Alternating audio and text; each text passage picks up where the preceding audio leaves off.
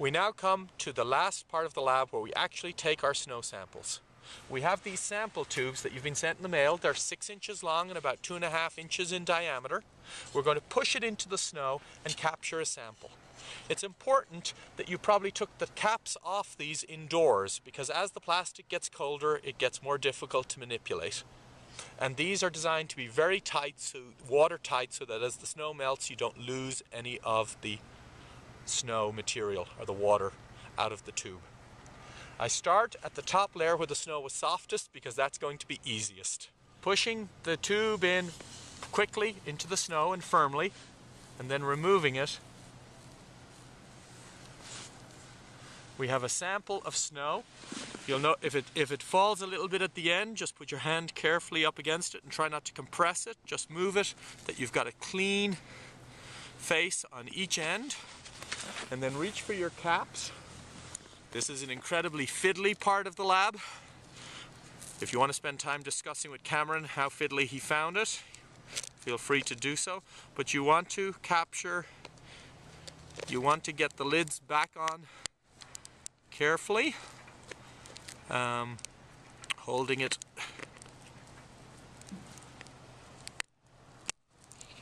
There you go. So it does take a little bit of effort. At this point, don't worry about compressing the snow any further, because you've captured your sample of snow. We're going to be melting it to get water, so that if you tweak the snow, you'll notice the sample's changing shape a little bit. But the point is that you've got a good measurement of snow that started with the original volume of the tube. Turning it up so you don't spill any out. Again, with these fiddly little lids, but that are watertight. There you go. So just pushing in a little bit on the side. So the snow sample has been captured at the volume of the tube. When we take it into the class, it'll have melted down, and then we'll work out the equivalent water. That's our first sample from the top. And I pull it out, and hopefully I have a snow sample. And in this case I don't. I lost the far end of the snow.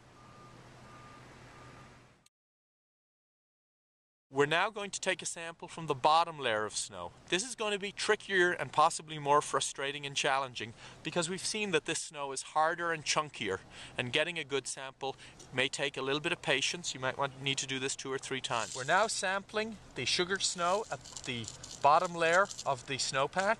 I've turned my tube slightly upwards. I'm going to push the tube in firmly, slightly beyond the end of the tube to capture the snow. This is going to be tricky because the snow is going to break in big clumpy ways, and getting a good sample is going to be tricky. In pulling the tube out, I'm going to just seat my lid at the bottom of the tube so it doesn't fall away, and I'm going to bring out my tube with my sample of snow.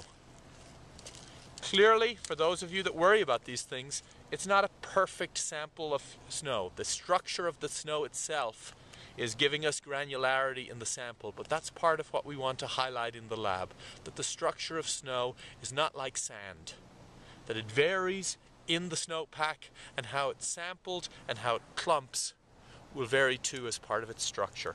I'm going to go ahead and put the lids on both ends of this tube and take it back inside to melt it.